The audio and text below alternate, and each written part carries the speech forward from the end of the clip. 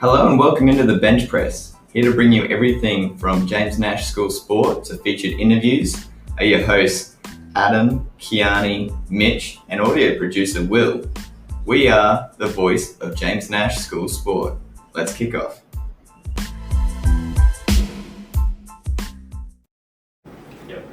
Alright, welcome into Bench Press. This is week 2 of term 4. We have a massive show for you guys this week. We've got 6 different sporting stories. We also have a guest with us today and we'll introduce him in just a moment. So in the studio with myself, Fanboy, we have overall legend is back. Yep. The Wippet himself is here. There we go. And we have Mr. Letoo. How's it going? There we go. Pick up that accent. Yes, we do have an English Prac teacher with us here today. How you doing, mate? Good, mate. English? What country is he from? Yeah, no, I was saying if they were going to pick up, they always have, you throw something at it and it's just like, I just made a mistake again. Yes, we have Mr. Letoo. He is our Prac student down in PE at the moment from Auckland, New Zealand. Flown all the way over here for his 4-week Prac. Because he's heard so much about Nash and our sporting programs. He just couldn't wait to be part of it. I love how you actually threw a cough in there while I was doing that. That was perfect. How, you been having fun? Oh, it's been awesome. Week 2, got to see a lot of the James Nash students, but yeah, definitely having fun. Awesome, that's what we want to hear. And Wippet and Legend, as I did the podcast last week, and Miss Krause were away at All Schools Touch Footy last weekend from Friday through to Sunday. Yep. Pretty much. And how was it? What was the experience like, guys? Yeah, it was good. It was good. See, Kiana's come back with all of her descriptive terminology straight away. I love it. No, Anything other than good? it's lots of fun. Going down to the Goldies is just awesome, especially being able to hang out with your bunch of your mates last couple of weeks of school ever. And then playing a bit of touch. Yeah, rubbing in. Leaving in a week or 2. Looking forward to it. Playing touch as well. We actually surprisingly did a lot better than I think everyone expected. We had a record of 5 wins, 2 losses out of 7 matches. Narrowly missing out on making the finals on Sunday. Overall, awesome, fun call. So the 5 wins and 2 losses, I believe it came down to for and against, was the only reason that you didn't get through. There was a team in your pool that was pretty good, went pretty far in the tournament. Yeah, they won the overall tournament in the end. Right, so winning 5 and losing 2 in that pool showed pretty much how well you guys did. Definitely. And it definitely showed off in the live stream, which is still up at All Schools Touch if you type it into YouTube. And on the Friday, there was definitely a live stream game against McGregor. Yep. Yeah, that was the first game of the comp for us. Yeah, that's the one that we watched in class. Cause Oh no, it was Merrimack.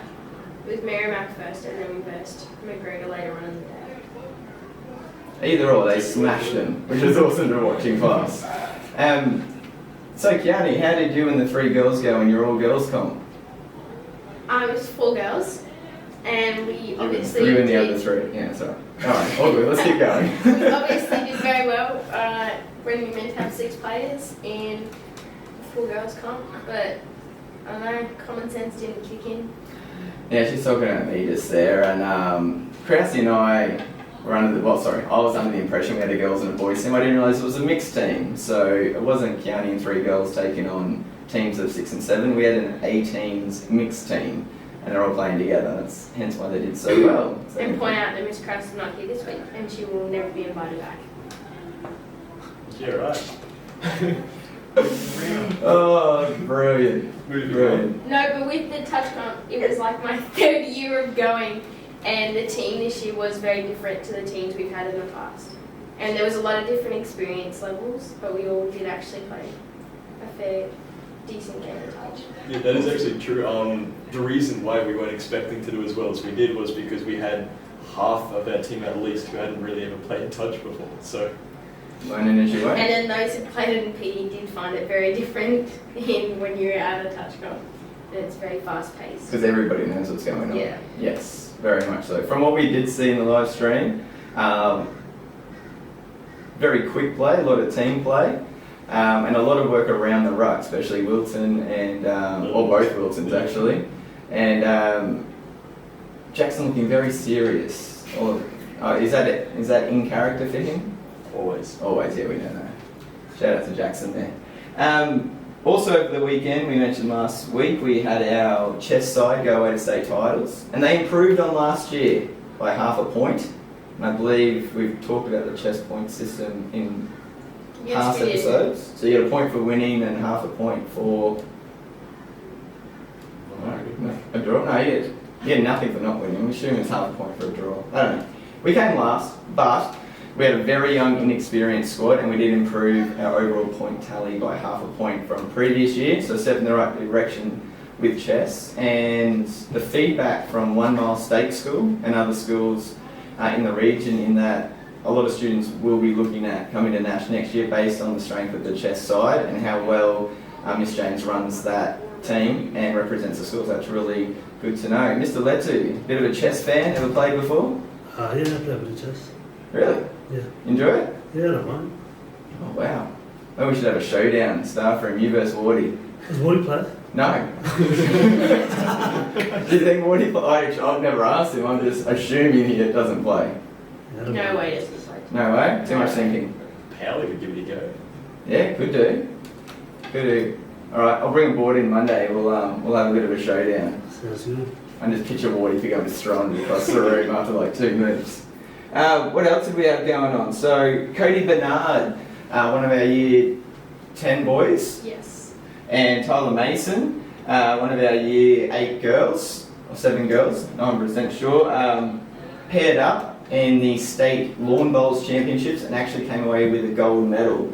So, state, as described, players from far up North Queensland all the way down to the Gold Coast, went down to the Gold Coast for this tournament. We know Cody is from a family of lawn bowl athletes, and a gold medal is a huge result, and who knows, we might even see him in Commonwealth Games in years to come, because lawn bowls is a Commonwealth sport. Not yet in the Olympics, but man, that'd be awesome. Who else have we got? Oh, TCE volleyball, last term. You guys want to cover that? Or? I have no idea what happened. Oh yeah, okay. So this was that college experiment tournament down at Cavendale Community College down in Brisbane. Our under 9 girls came away with a bronze medal. What are you looking at? Under 9, grade 9 girls came away with a gold medal. Our grade 10 girls came away with 4th, and our boys team came away with 5th in their pool. This is the one where there's a big screen on, they had filming, instant replays, music cranking, trying to make it a college experience. And it was really fun being down there. The kids were awesome. And the boys came against some very high level state athletes in their comp from Dean Lee. A couple of boys came away with facial bruising from missing the ball off a couple of serves. But credit to them, they got themselves up. We checked them for concussions, they were fine, and they continued to play. Because of the speed that the other teams were serving was extreme. And we could hear our girls' teams chanting from the other side of the stadium, even though there were screens up and you couldn't see them. And it was an awesome experience for them. Emily Larson. Mitch, you got a story on Emily? Oh yeah, so she went to this national championships for dressage. So your equestrian horse riding events. And she took home second out of the whole country, which is pretty crazy. Whoa. That's the dressage is the one where the horse has to perform all the different movements and what's the word I'm looking for? I don't know what the actual equestrian term for it is. Disciplines. They had to go through all the different disciplines, and that's crazy. I've watched it in the Olympics, and for the first 5 minutes it's really not interesting. Then 2 hours later I'm still there watching it because it's just mesmerising. Any of you guys horse riders? No. Letoo. No, I've jumped off a horse. How did you get on the horse? You know how you go around and you take like horse riding lessons and that? Yeah. You jump on. Man, I was so nervous, eh? It's scary. Anyway, long story short, I wasn't feeling comfortable. I just jumped off and Landed it? yeah, I landed.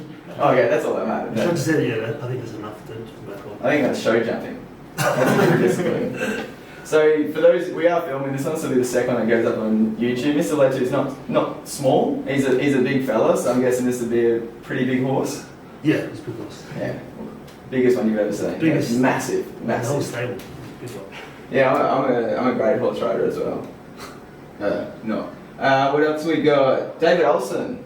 So we only found out about this morning, but over the weekend the Sunshine Coast Marathon Festival was on, and David's mum had actually put forward a nomination. She was going to run in the half marathon, but picked up an injury, so David stepped in and took her place only 3 weeks out from the half marathon.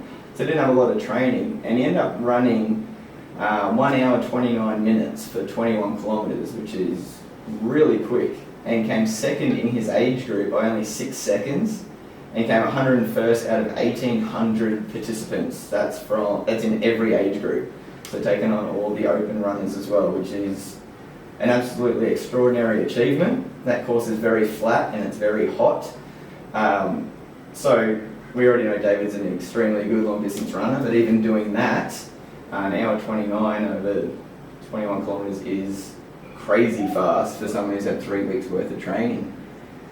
Is there anything that we're missing in between all of that? Anything else that you guys have heard of, seen? No, it's been good. More stories are coming forward from different teachers, different kids. They're letting us know what's going on. We're going to continue to do that. And we've got exciting times ahead for bench press with some year 10s starting their trial next week to replace the Wippet, because he has one recording left, which is next Thursday before he buggers off and starts life in the real world. We're going to miss him, aren't we, I Rachel? don't want to start. Okay, life see, in the she's real that world. emotional. She doesn't even want to talk about it right now. But I think with Mr. Letoo here, we should do an overrated, favourite, least favourite, overrated, underrated, however order we do it in. And we've got three School options subjects. there. School subjects. School subjects. So how this game works, if you're a new listener, a new watcher, hello. Subject gets put forward. We have to do our most overrated, most underrated, favourite and least favourite answer for that topic. So up on our board we have South Park school subjects and historical figures. So I think the vote by the kids, Mitch can do it now because he's about to get out of here, he can say what he wants. Depending on what Mark's County's looking for, she has to be careful with what she says here.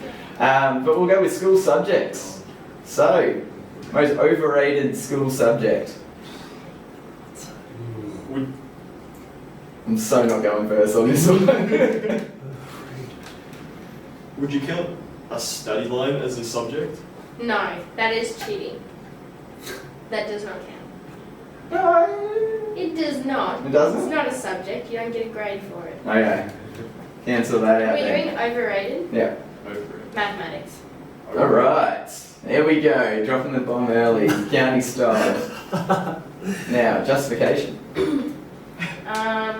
You only have to do it and get your numeracy tick, and then if you have nothing to do with it for the rest of your life, you don't have to do it. Oh, man. If I could go through the rest of my life without doing mathematics, that'd be brilliant.